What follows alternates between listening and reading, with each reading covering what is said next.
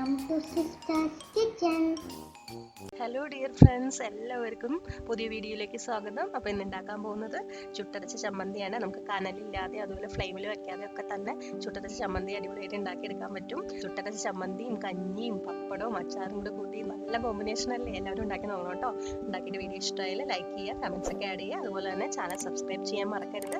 Subscribe ചെയ്യുന്നവരും അടുത്തുള്ള കുഞ്ഞു ബെല്ലൈക്കൻ കൂടി പ്രസ് ചെയ്യണം കേട്ടോ. എന്നാലാണ് പുതിയ വീഡിയോസ് ഇടുമ്പോൾ നിങ്ങൾക്ക് പെട്ടെന്ന് തന്നെ നോട്ടിഫിക്കേഷൻ കിട്ടുള്ളൂ. അതുപോലെ തന്നെ ഞാൻ വീഡിയോയുടെ എൻഡിൽ ഒരു ടിപ്പ് പറയുന്നുണ്ടാകും. അപ്പോൾ നിങ്ങൾ വീഡിയോ ഫുൾ വാച്ച് ചെയ്യുക. അപ്പോൾ നമുക്ക് റെസിപ്പി നോക്കാം അല്ലേ? ഇവിടെ ഞാൻ അരമുറി തേങ്ങ ഇതുപോലെ ചെറുതായിട്ട് കഷ്ണങ്ങളായിട്ട് മുറിച്ചെടുത്തിട്ടുണ്ട്. കാരണം കുറച്ച് ചെറുതാക്കി എടുക്കുകയാണെങ്കിൽ പെട്ടെന്ന് ഫ്രൈ ആയി കിട്ടും. ഞാൻ ഇവിടെ ചട്ടി ചൂടാക്കിയിട്ടുണ്ടായിരുന്നു, ഓൾറെഡി അതിനകത്ത് ഇട്ട് കൊടുത്തിട്ടുണ്ട്. നമുക്കൊന്ന് ഇളക്കി കൊടുത്ത് ഫ്രൈ ആക്കി എടുക്കാം. എപ്പോഴും ഇളക്കാമെന്നൊന്നുമില്ല കേട്ടോ, ഇടയ്ക്ക് ഇളക്കി കൊടുത്താൽ മതി. ചെറിയൊരു ബ്രൗൺ കളർ ആവുന്ന വരെ നമുക്കിങ്ങനെ ഇളക്കി കൊടുക്കാം.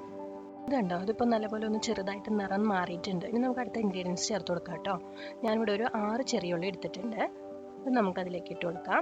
പിന്നെ എടുത്തിട്ടുള്ളത് ഒരു 4 മുളകാണ്, ഉണക്കമുളക്. അതിട്ട് കൊടുക്കാം. മുളകൊക്കെ നിങ്ങളുടെ എരിവിൻ്റെ അനുസരിച്ചിട്ട് എടുക്കുക കേട്ടോ. പിന്നെ ഒരു ചെറിയ കഷ്ണം ഇഞ്ചി. ഇതിലേക്ക് ഇടുന്നത് കുറച്ച് കറിവേപ്പിലയാണ്.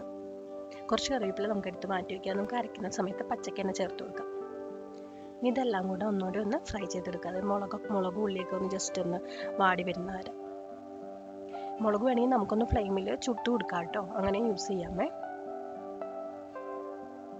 അപ്പോൾ നമ്മുടെ ഉള്ളിയും മുളകൊക്കെ നന്നായിട്ട് മൂത്ത് വന്നിട്ടുണ്ട്. ഇനി നമുക്കിത് ഫ്ലെയിം ഓഫ് ചെയ്തിട്ട് തണുത്ത് കഴിയുമ്പോൾ ചെറിയ നെല്ലിക്ക മുഴുപ്പത്തിലുള്ള പുളിയും ആദ്യം മാറ്റി വെച്ചിട്ടുള്ള കറിവേപ്പിലയും ആവശ്യത്തിന് ഉപ്പും അതുപോലെ തന്നെ 1 ടീസ്പൂൺ വെളിച്ചെണ്ണ മസ്റ്റാണ് കേട്ടോ, അതും ചേർത്തിട്ട് ഒരുപാട് ഫൈൻ പേസ്റ്റ് ആയിട്ടല്ല, ഇതേപോലെ പൊടി പോലെ അരച്ചെടുക്കുക.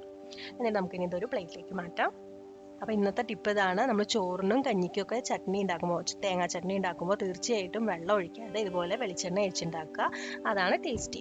അതുപോലെ നിങ്ങൾക്ക് അറിയാവുന്ന എന്തെങ്കിലും ചെറിയ ചെറിയ ഇതുപോലത്തെ ടിപ്പുകളൊക്കെ ഉണ്ടെങ്കിൽ കമൻറ്റ് ചെയ്യാം കേട്ടോ, നിങ്ങളുടെ പേരും സ്ഥലവും വെച്ചിട്ട്. അപ്പോൾ ഞാൻ അത് ഉൾപ്പെടുത്താൻ ശ്രമിക്കുന്നതാണ് വീഡിയോയിൽ.